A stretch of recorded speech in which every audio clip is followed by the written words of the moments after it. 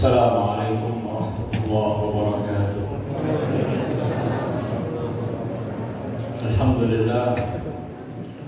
Alhamdulillah ala ni'amihi al-mutawatirah wa alaihi al-mutakathirah.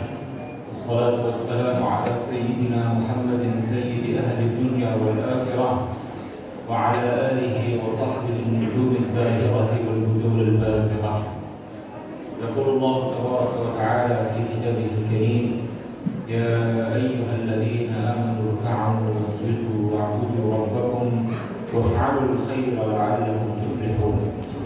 Hadirin ma'asyiral muslimin wal muslimat, para qaimin dan qaimat yang semoga kita semuanya senantiasa dirahmati oleh Allah Subhanahu wa ta'ala. Kalau kita mendengar kata Ramadan disebut atau saat Ramadan tiba, kira-kira apa yang pertama kali terbayang di benak kita tentang Ramadan? Apa?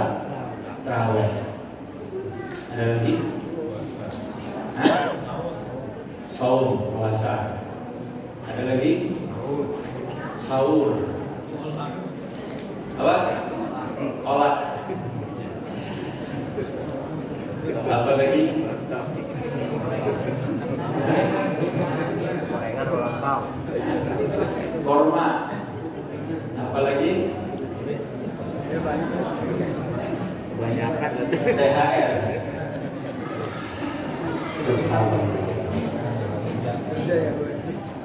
Bayangkan yang muncul di benak kita saat pertama kali mendengar Ramadan disebut atau kita sedang menyambut datangnya bulan suci Ramadan, itu bisa jadi mencerminkan fokus kita di bulan Ramadan. Kalau orang dengar Ramadan yang terbesit itu kolak, berarti di Ramadan yang dipikirkan kolak aja. Kalau yang terpikirkan saat Ramadan disebut makanan, bisa jadi memang fokusnya pas Ramadan itu mencari-cari makanan itu. Subhanallah. Ya ini bercanda tapi bisa serius ini. Jadi kalau orang mendengar kata Ramadan disebut atau hendak menyambut Ramadan, lalu yang terbayang adalah ibadah, entah itu puasa, entah itu sholat malam, entah itu tadarus, berarti sudah benar itu. Memang berarti di Ramadan yang dia pikirkan, yang menjadi konsentrasi dia, bagaimana memperbanyak amal ibadah di bulan suci Ramadan. Hadirin hadirat rahimahullah, bulan Ramadan bagi orang-orang saleh adalah bulan panen pahala. Bulan panen pahala. Memanen pahala bukan dengan membawa sabit lalu memotong sesuatu. Memanen pahala adalah dengan memperbanyak amal-amal soleh.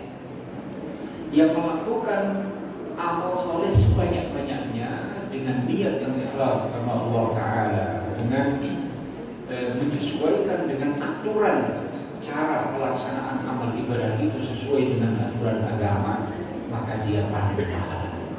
Tapi sebaliknya, orang yang Ramadan berjalan, bertemu dengan Ramadan, sholat malam enggak, tadarus enggak, sedekah enggak, dan seterusnya. Apalagi kalau sampai puasa saja enggak, berarti orang ini bertemu dengan Ramadan tapi merugi. Dan ini bukan hal baru. Nabi SAW telah mensinyalir adanya orang yang merugi dengan kedatangan Ramadan.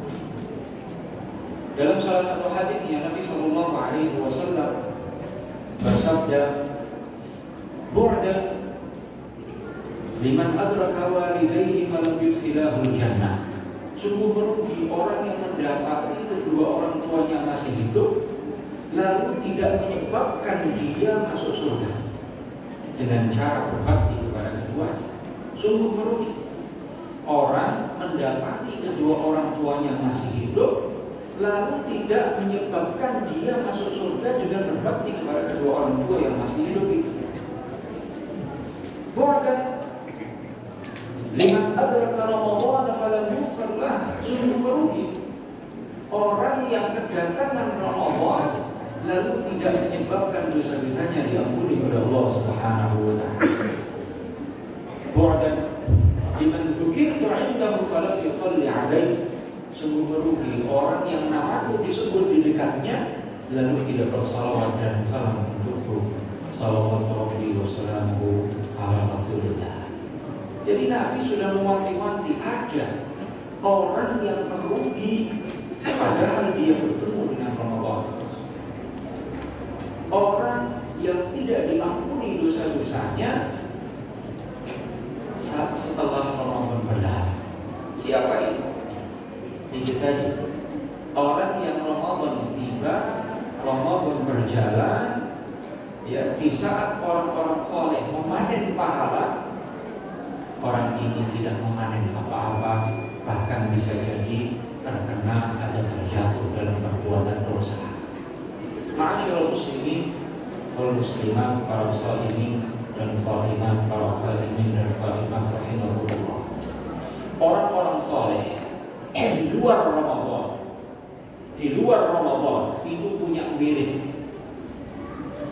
Wirid ini tidak identik dengan zikir dengan jumlah tertentu, waktu tertentu dan seterusnya. Wirid itu amal soleh yang dilakukan secara rutin tanpa ditinggalkan amal soleh apapun itu. Entah itu salat sunnah, puasa sunnah, menghatamkan Al-Quran, bersedekah sunnah, berzikir.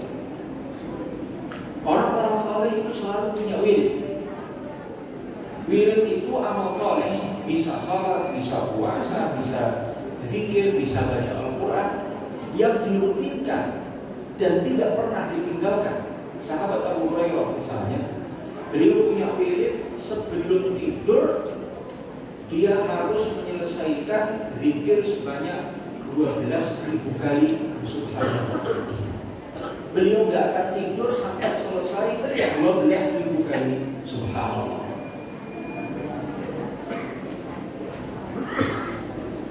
Sayyidina Utsman bin Affan radhiyallahu taala punya wirid menghatamkan Al-Quran dalam satu rakaat salat malam. Menghatamkan Al-Quran dalam satu rakaat salat malam. Mungkin kita sebagian bertanya-tanya, bagaimana satu rakaat bisa menghatamkan Al-Quran? Allah Ta'ala ala kulli syai'in qadir. Allah kuasa menjadikan waktu berkah bagi sebagian orang soleh, sehingga yang terlihat tidak lama bagi kita, bagi orang soleh itu bisa menjadi lama. Sebaliknya, waktu yang lama bagi orang yang soleh bisa dibuat sebentar. Misalnya yaumul qiyamah, sebelum penduduk surga menetap di surga, penduduk neraka menetap di neraka, tahapan-tahapan kiamat adalah 50.000 sana, 50.000 tahun. Begitu lama, tapi bagi orang soleh Allah jadikan itu seperti melaksanakan satu sholat maktubah, salah satu sholat di antara 5 kali sholat yang diwajibkan oleh Allah Subhanahu wa Ta'ala.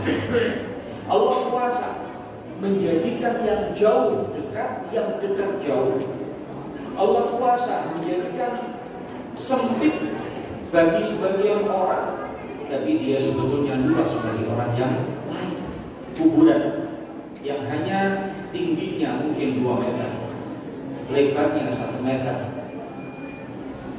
itu bagi sebagian orang Allah jadikan luas, 70 hasta panjangnya, 70 hasta lebarnya, meskipun saat dibuka yang terlihat oleh kita sempit-sempit saja.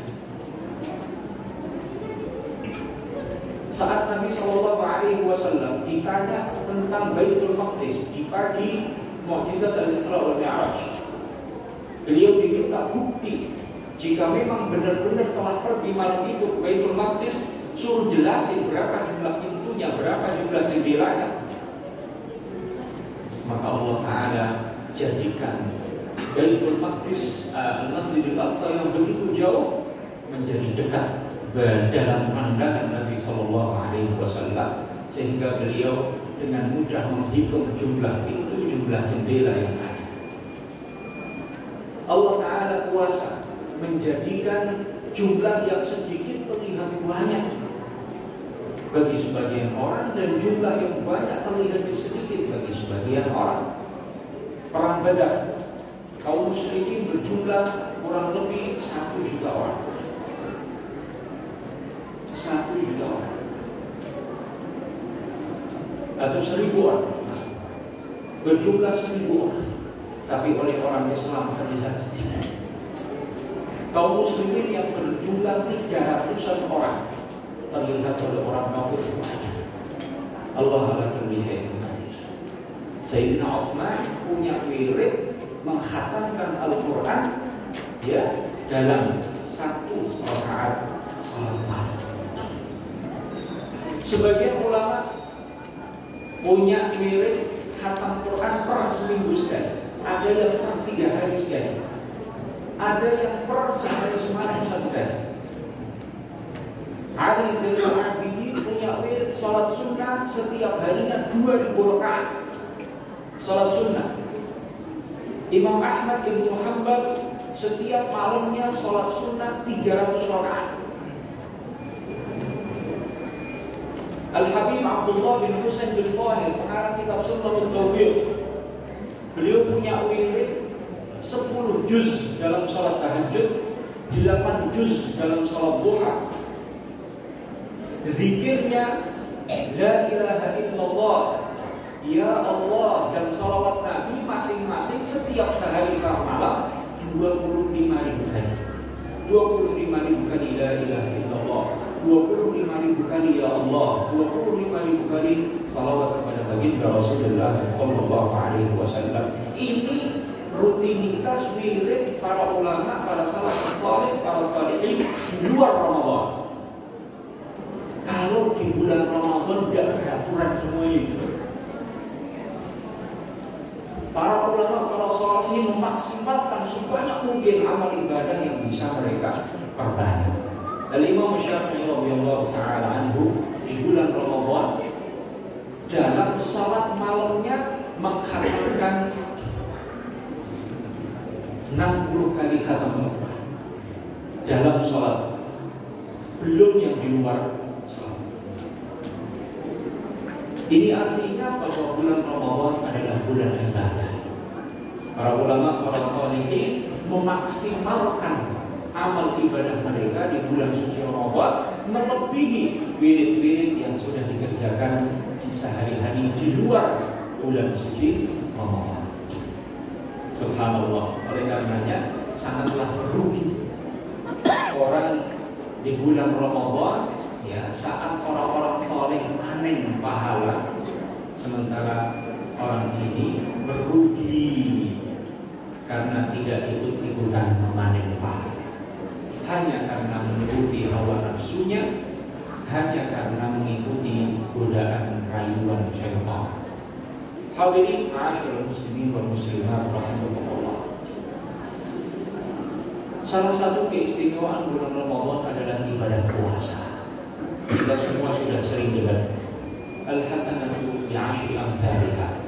Kebaikan itu dilipat gandakan 10 kali lipat ila 700 dha'fin, hingga 700 kali lipat. Qala Allah azza wa jalla illa as-siyam fa innahu li wa ana ajzi bih. Kecuali ibadah puasa.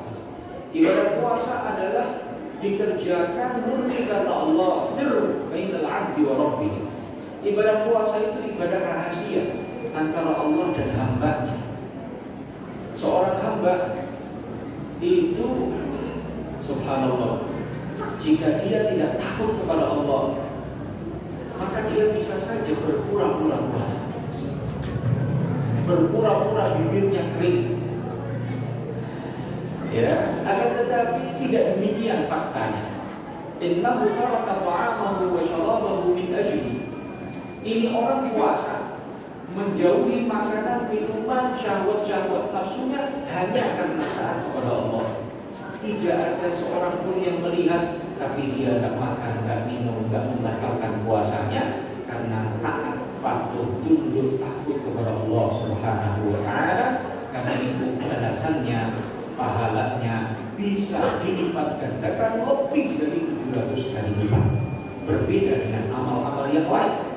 Amal-amal yang lain dilipat gandakan maksimal 700 kali lipat, namun ibadah puasa bisa dilipat gandakan lebih dari 700 kali lipat sesuai dengan kualitas ibadah puasa seseorang. Ibadah puasa yang sempurna adalah ibadah puasa yang disertai dengan menjauhi semua perbuatan maksiat. Penjelasan ini sudah sering kita dengar. Akan tetapi benarkah ada dasarnya dalam syariat Islam?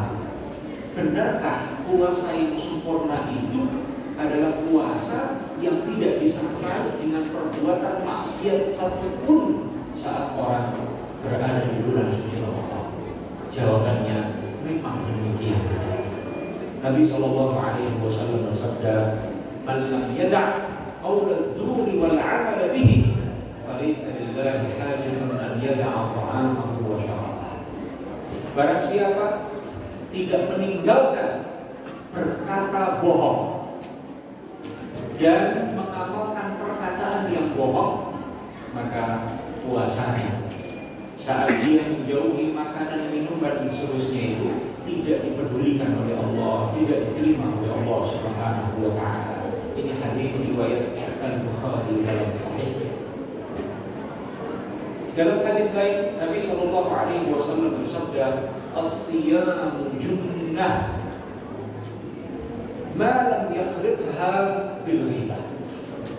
Puasa itu adalah tameng dari segala macam perbuatan maksiat selama orang tidak merusaknya dengan ghibah, namimah, dengan mengunjingkan keburukan orang lain, dengan mengadu domba, dengan berbohong dan seterusnya. Fala yajhal wala yarfuth. Maka seseorang ketika dalam kondisi berpuasa jangan berkata-kata buruk, jangan melakukan perilaku-perilaku yang biasa dilakukan oleh orang-orang yang bodoh, yang licik. Wa in imru'un syatamahu aw qatalahu falyaqul inni sha'im, inni sha'im. Kalau ada orang memancing, cari gara-gara, mencaci maki dia, mengganggu dia, menjahili dia, apa kata Nabi? Falyaqul inni sha'im, inni sha'im. Maka hendaknya dia tidak membalas keburukan dengan keburukan, hendaklah dia mengingatkan dirinya sendiri untuk tidak merusak puasanya dengan mengatakan di hati dan di lisan, inni sha'im, inni sha'im, sungguh saya sedang berpuasa, sungguh saya sedang berpuasa. Jangan sampai pahala puasa saya rusak oleh karena membalas keburukan dengan keburukan, karena melakukan kebohongan, karena mengadu domba, karena menggugurkan keburukan orang lain. Hadirin rahimakumullah, kualitas ibadah puasa yang sempurna inilah